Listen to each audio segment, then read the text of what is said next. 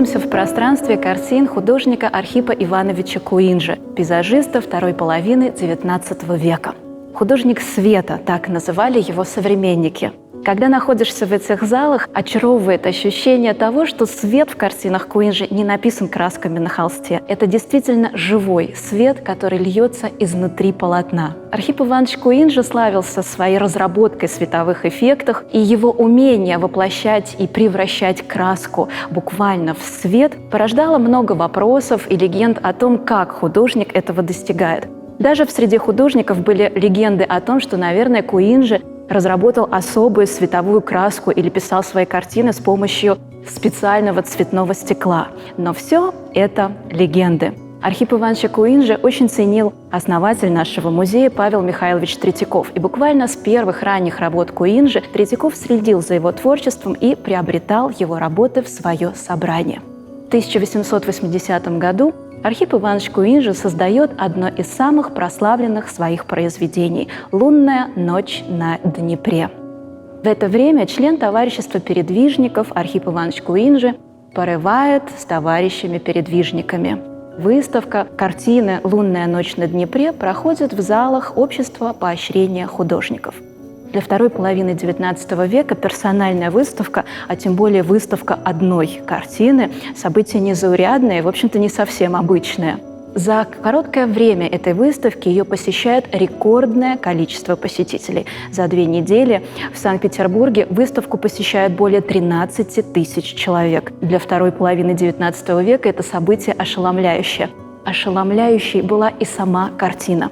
Илья Ефимович Репин, посетив эту выставку, в своих воспоминаниях «Далекое и близкое» писал, что люди, увидевшие картину Куинджи, выходили из зала в молитвенном молчании со слезами на глазах. Такое сильнейшее впечатление производила эта картина. Идейный лидер художников-передвижников Крамской даже предложил создать акт или протокол, в котором было бы подписано и утверждено, что свет и лунная дорожка в картине Куинджи действительно светится и мерцает. Как же Куинджи создавал эти особые эффекты, если не подмешивал в краски фосфор и не использовал другие хитрые технические приемы своего времени? Он интересовался физикой света и цвета. Он дружил с химиком Менделеевым, с физиком Петрушевским, создателем целого ряда оптических приборов. Куинджи интересовался всеми техническими новинками своего времени. Он знал оптические законы и на них выстраивал свои картины. Действительно, картины Куинджи продуманы и созданы как математическое уравнение, но при этом они наполнены ощущением, светом, воздухом и одухотворенностью. Особое состояние света в меняющейся среде, критические состояния, ночь, тающий в этом мраке свет или, наоборот, контрастное утро.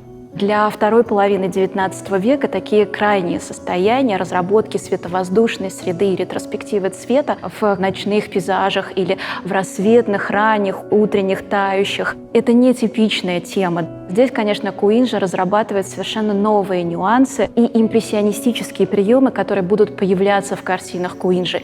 Это и тема космизма, которая станет уже предметом разработки художников следующих поколений. Очень во многом Куинджи становится таким своего рода предтечей новаторских, экспериментальных вещей в живописи.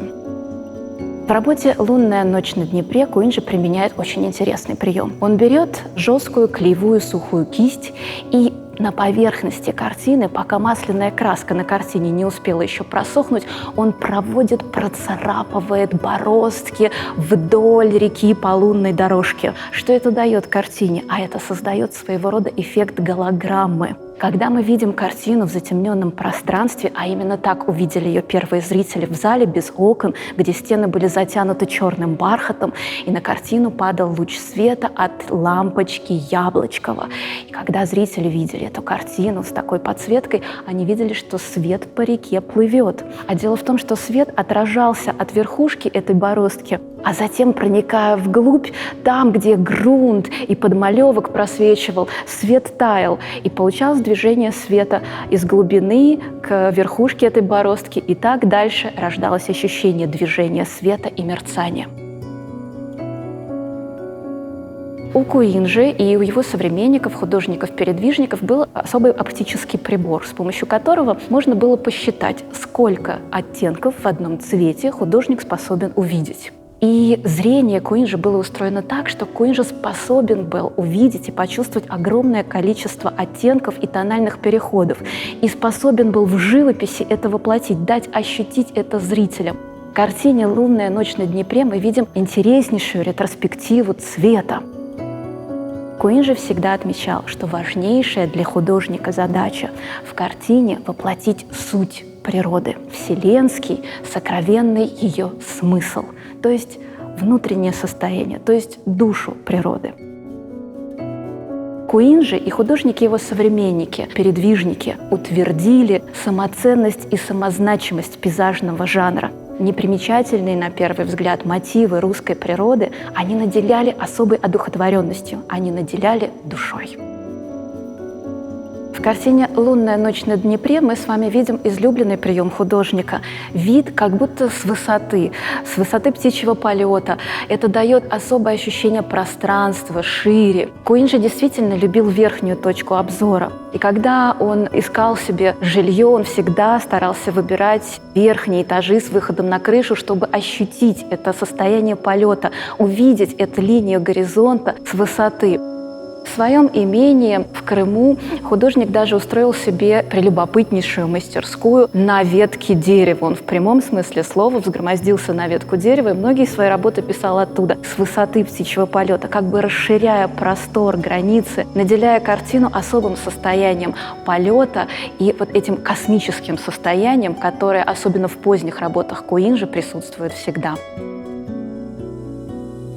После смерти Куинджи его ученики в его мастерской обнаружили несколько вариантов картины «Лунная ночь на Днепре». Одна из них – картина «Ночь на Днепре» 1882 года, которая сегодня представлена в залах Третьяковской галереи.